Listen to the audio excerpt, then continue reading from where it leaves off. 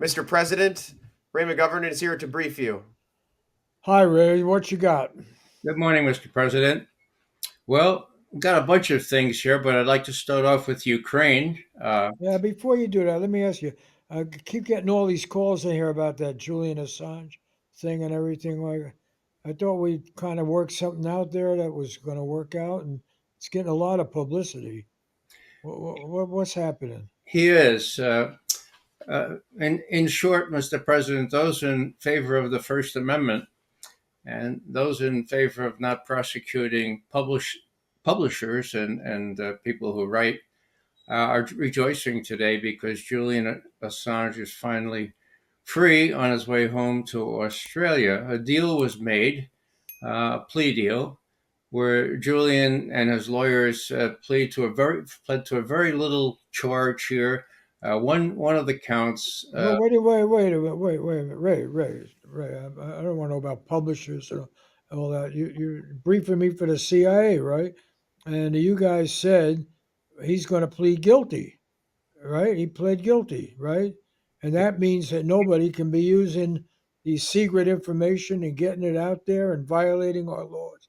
He's guilty, right, of violating the Espionage Act. Now we let him go for time served because they tell me, he's becoming a martyr and he's, suffering and getting a lot of support. I don't know what Trump's going to make of this in the campaign, but I can always hit him with his being a ally of Putin. So he's not a little weak on this, uh, but he pled guilty, right? To one charge, Mr. President. His lawyers are saying this should have no real effect on future prosecutions of publishers. The lawyers are carefully explaining all this. It will have an effect of dampen investigative reporting. After all, if they can get Julian Assange, a publisher, to plead guilty to access to sensitive information, then what reporter is going to take the risk of getting access to sensitive information? So we'll be impoverished in terms of investigative reporting here in the United Well, States. wait. You're talking like you're one of these reporters. The fact of the matter is, we need to keep secrets, and we needed to do diplomacy. And now the deal we made, I know Trump's going to hit me on this, but fact is that he's effectively served what he's been locked up in that Ecuadorian embassy, what, 6 7 years, Right. and then now he's been what, in England there 5 years. So he's accepted what, 12-year responsibility for breaking our Espionage Act, right? For breaking the law, and that I was told that's going to help us keep secrets. That will be an argument available to whatever judge chooses to use it. But for the principle of having pled guilty to the Espionage Act itself, his lawyers are making the point that no, this was just one limited part of that, and that publishers and editors and writers should not be liable just because Julian pled guilty to this one part of the. Wait a minute. Well, I read the statement that originally the New York Times, Le Monde, and those others, the Guardian, I guess, was Spiegel. They People, said they said if I arrest this guy Julian, right, right? then I could go after them now Right. because they published what he released. They published it. So just between us, I'm not asking you to make some great First Amendment speech here, Ray. I know your prejudices, you like that stuff, but the fact of the matter is, this should be a message to the New York Times. No, you can't print classified material unless we give it to you, right? And then we can give it to you because we're the ones that classified it. So we can leak it to you, or not for attribution. But isn't the message here that if they get, because they got the stuff from Julian Assange about our killing Reuters reporters and shooting up supposedly innocent civilians in Iraq and all this stuff, the tapes, that really hurt us a lot. Showed us to be what, war criminals or something. Now they couldn't run that material now because Julian Assange pled guilty to that. So we could go after them, right? I could go after the New York Times if they print embarrassing material. Well, Mr. President, as you know, the New York Times pretty much publishes everything that your administration and your State Department and your Defense Department give them. The question is, how do citizens profit from this? If citizens can't know what's going on, if publishers are inhibited from laying things out because they got it in a surreptitious way, that's a blow against freedom of the press. At least that's where we're coming from. So, whether the New York Times trims its sails or not, it's already very much trimming its sails to administration's Okay, spokespeople. but Ray. I know you've been doing this a long time, right? What, 27 years or something? Let's cut to the chase here. If we're the ones who classify material, right? That's I right. know, I know Trump is making this argument about those papers he's got there in his Florida place, that he had the right to declassify him because as president, he classified him. Okay. But there's some truth to that. The government, classify this stuff, and we classify stuff that, yeah, is embarrassing to us. We don't want it out there. Bad actors who get a hold of it, use it against us, and so forth. So I was told that if I go for this deal of cutting this guy loose, this guy who made life miserable for everybody, that then would send a message to the media that they could be acted against. Right? That was the whole argument. That's why we kept this guy locked up for all this time. That's exactly right, Mr. President. The idea was to make an example of Julian Assange. This is what happens to people who publish information, however true, having to do with secret operations by the United States or by anybody else.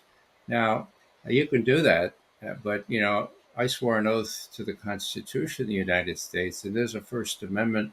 So, for me, viscerally, I say, well, no, you can't do that to publishers or writers or newspapers. So, this has been a limited exception here. Whether his lawyers are right in saying this doesn't prejudice things for everyone to come, that's a matter for lawyers to decide. For me, and I think this is a good thing, he's free. He's no longer being held up as an example to what happens to people who do this kind of thing. But he is an example. We had him cornered there in the Ecuadorian Embassy, and then that was supposed to be the worst prison there in England. That's what, 12 years out of this guy's life. They were saying we're driving him crazy, basically solitary confinement or something like that. That's the only reason I went along with this deal because I don't want, I'm having enough trouble keeping some of these Democrats, these younger people and everything, are getting attacked all over. I don't want to be, I got to show them a little more enlightened than Trump. So, but I was told this is going to send a message that you can't print this material that's embarrassing to the United States government because we have a right to have our secrets. And some of those secrets is we do stuff that other people don't like, but we have to do it. And who are you giving me these lectures about the First Amendment and all that stuff? You want me to open up the CIA and show all the stuff you guys, how many governments have you overthrown? How many innocent people have you killed? Well, you want that to come out there? Your buddies over there? Who are you talking for? You? Or are you talking for them? Your colleagues? I They was killed a lot of people. just talking for myself, Mr. President, when I mentioned that I swore an oath to protect and defend the Constitution of the United States. So, the Assange adventure is over, hopefully, and we'll just have to see how the lawyers interpret what Julian pled guilty to. And it's a stroke for humanity, I would say, not to keep making an example of him after all these years in one prison or one. All right, Ray. Let me cut to the chase here. Let's say there is a helicopter or something over there, wherever we are now. Who knows where we'll be? Okay, maybe in Lebanon or over Syria or something. And they they killed some civilians. They didn't know. They thought they were terrorists, or they thought they were bad actors. That happen in Gaza now every day. Some of that stuff we know about. Our planes are there. Maybe one of our choppers will get involved somewhere. Okay, and somebody, that Bradley Manning, Chelsea Manning, they get that information and they give it to the New York Times, and they have those pictures and show that. Can we go after that government leaker who gave it to the New York Times? And can we go after the New York Times, which is in the position Julian Assange was? He claimed, he's a publisher. Can the New York Times print that video? Well, Mr. President, I happen to know that one of the Washington Post journalists was with that same unit and saw that same tape of the killing of 12 Iraqis, including two Reuters journalists, and the blowing up of that uh, car containing two children. Um, he kept quiet. His name is Finkel, and he rose to a great position in the Washington Post. Julian Assange decided that once he was given that information, he would make it public. It was not so much classified. As a matter of fact, it was not classified. It was military footage that was given to him, apparently by Chelsea Manning. Now, in my view, it used to be at least that when a person was given this kind of information, he not only had a right, but a responsibility to make it public so the American people could know what was really going on. That was during the so called surge invented by David Petraeus and Bobby Gates, okay?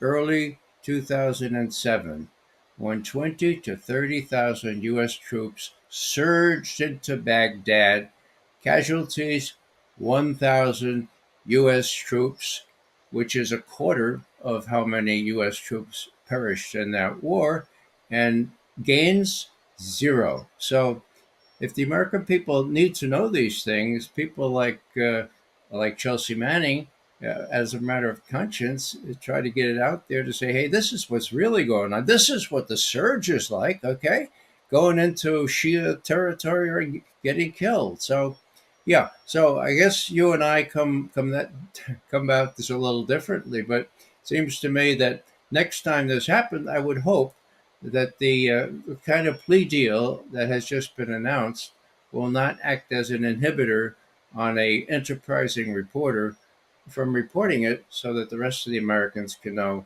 what's going on. Yeah. Well, what about that? I forgot about that guy, the Washington Post guy, Yeah, David Finkel's his name. and he had the tape.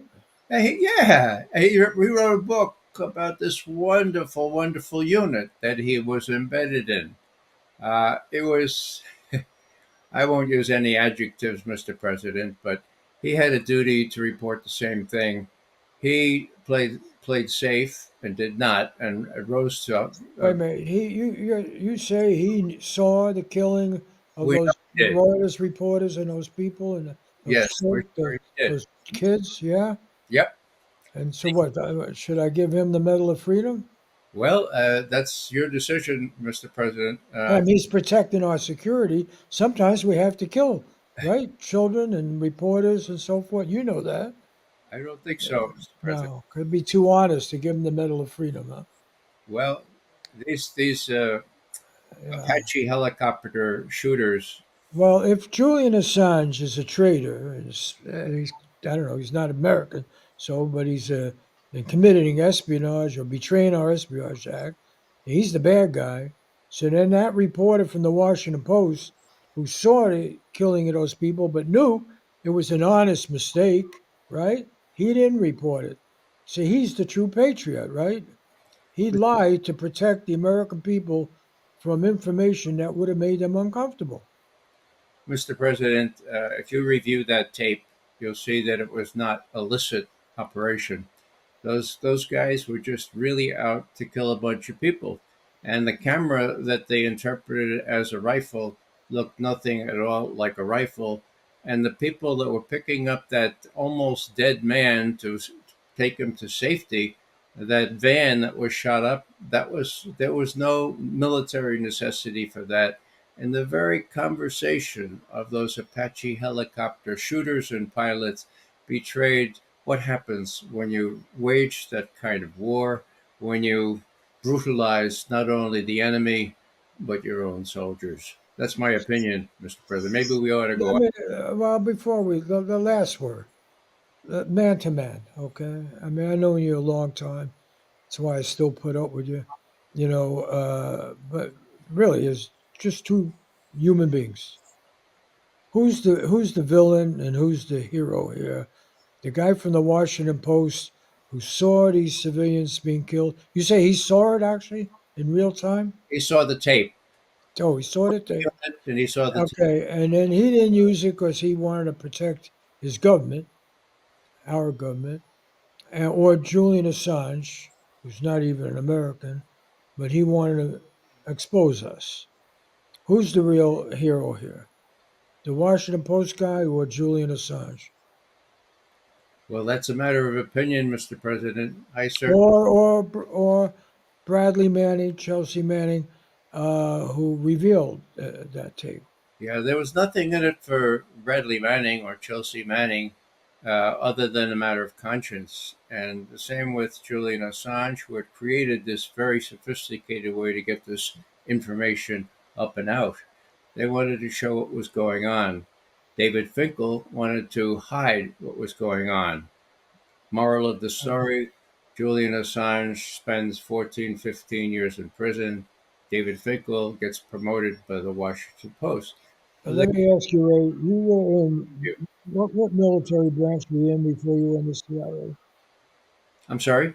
Before you were in the CIA, you were what, in the Army, Air That Force? was Army Infantry Intelligence. Right. So at a time back there in the 60s, when other people like you in college at Fordham University, they were protesting against Vietnam War and everything, you joined the military, right?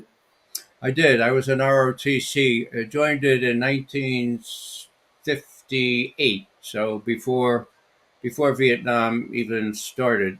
I Yeah. was commissioned in 61 again before Vietnam started. Okay, but you stayed with it, you stayed with the military, and then you went into the CIA. Correct. Mhm. Yeah, and you must. So what's happened to you? Because you must have believed you know bad stuff happens in war, but you cover it up. Uh, to because it's going to hurt the good guys, your government, your people, right? You got to lie. When did you learn something else that you're not supposed to lie? If the CIA stops lying, we're going to be in a whole lot of trouble here. They Well, start revealing everything. Mr. President, think of My Lai in Vietnam when Sy Hersh exposed that. I think that was necessary to have that exposed. Think of Abu Ghraib in Iraq. Sy Hersh exposed that as well. Our country sponsoring and participating in torture. And Obama saying, yeah, yeah, we tortured some folks. Those things need to be exposed, in my view. And that's why we have a First Amendment. I just hope that the First Amendment hasn't been damaged beyond repair by this plea bargain made by Julian Assange. Yeah, well, you can't blame him though. We would have had him for how long we were trying to charge him? 100 years or something, Well, yeah, 135 years or something like that. right? It's good. Something like that. That's what we threatened Ellsberg with. Well, we never got that guy.